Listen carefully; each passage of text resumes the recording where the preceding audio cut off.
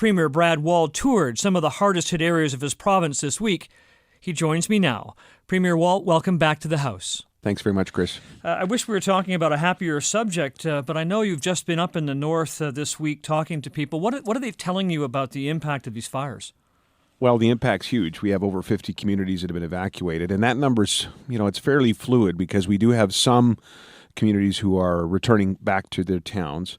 But then again, for example, just later on this last week, we had another smoke-related evacuation of Deschambault and also Dillon First Nation. So it's sort of fluid, but over 50 communities is a pretty safe number to use, and that's unprecedented. Arguably, we've had more hectares blazing in the past in the history of our province. But first of all, this fire is very large, and most importantly, it's the largest that we're aware of in terms of the number of communities impacted where the evacuations are necessary. So some have been out. I was just through this last week in evacuation centers around the province, and some have been outside of their homes since towards the end of June, if you can imagine.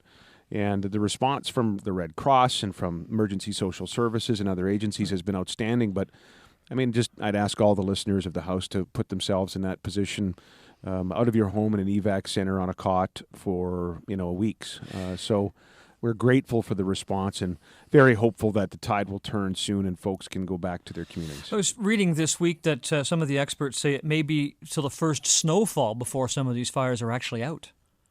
Well, I think typically in a forest fire season, and all the provinces have similar wildfire management policies. There's some that aren't really fought because of their remoteness, because they don't threaten the community, and so nature takes its course. And so, I guess to those who are forecasting that, I would say that that's not necessarily unprecedented in terms of natural fires taking their course in the event of not a lot of moisture in July, August, and September. But the fires around communities are what we can focus on to stabilize and hopefully put out. And, we've got over 20 large air tankers now engaged in terms of water bombing. We have over 50 helicopters. We have North America's largest water bombing helicopter. It almost holds the same payload as a water bomber, as a plane. And our ground force has been augmented greatly by local volunteers, by our great firefighters on the ground, and also, of course, recently, as you heard, from Canadian Forces members. Now, you talked a little bit about the human toll, but there must be an economic cost of all this, too, in terms of lost productivity, people being out of their homes, and going through your own budget you set aside for fighting fires. Sure, we're through that budget. This has been unprecedented, and so that ought not to surprise anyone. And while we're frankly not worried about counting the pennies right now, we're going to worry about putting out the fire and taking care of folks and getting them back home as soon as possible. It's true that this will obviously have unintended consequences, unplanned consequences with respect to the budget. I can tell you the last number of years, unfortunately, in the province have not been free of disaster. We've had a very significant, unprecedented flood events in Saskatchewan, and ones that we could not have budgeted for either due to their scale. And we managed, public accounts just came out here a little while ago, we managed to balance the budget last year, notwithstanding the fact that there were unplanned for disaster-related costs. In terms of the economy, absolutely, this is a disruption for those who make a living in the north, and we're mindful of that. I think you'll see measures from government down the road here to adjust to that reality and to be sensitive to the fact that people's businesses have been interrupted. Yeah, and the federal budget, money that was set aside for natural disasters, the federal emergency fund, was cut back. Has that had an impact on you too?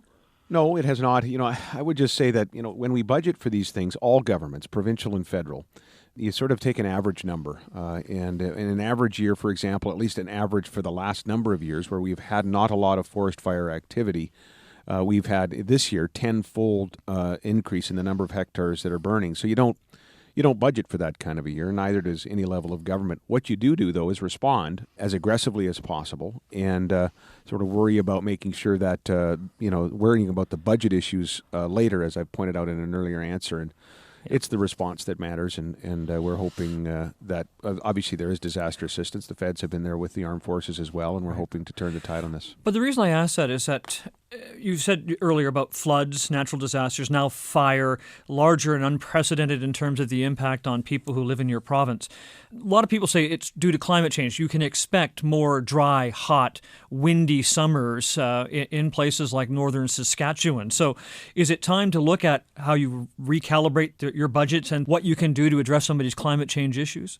Well, we just haven't seen that, Chris. The reality is we've seen very mild forest fire activity in the last number of years when these same forecasts for increased activity in the name of climate change have been occurring. I'm not sure. I think what governments need to do is budget for a reasonable amount, knowing though that if there's going to be an historic event happen in our province or anywhere else in the country, provinces and the provincial governments and the feds are going to respond.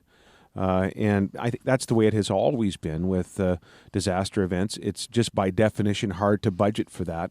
Should they be increasing because of various activities, whether it's flood or fire?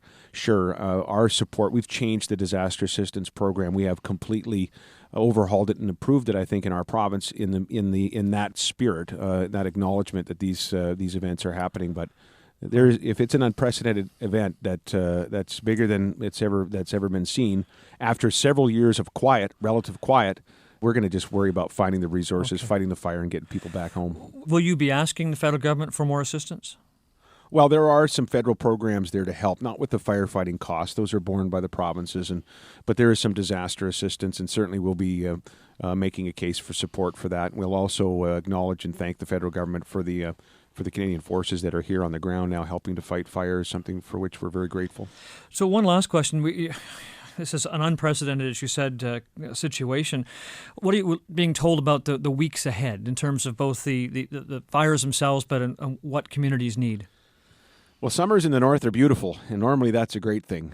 July and August are usually very, very nice, and the rainy month is June, and that's where we lost this year. We didn't get the rains. So what normally is wonderful for northern Saskatchewan isn't so good with respect to the fires. We watch the forecast carefully, and there's some isolated showers. There were later on this last week, and there's some forecast coming up. But we're going to rely on our resources in our plan and hope for the best when it comes to weather, but apply aggressively the resources we have to put out these fires. Well, all right, and I will let you get to it. Thanks, Premier Wall, for your time, and the best of luck to you and to the people of Saskatchewan, and these are very difficult days. We appreciate that, Chris. Have a good one.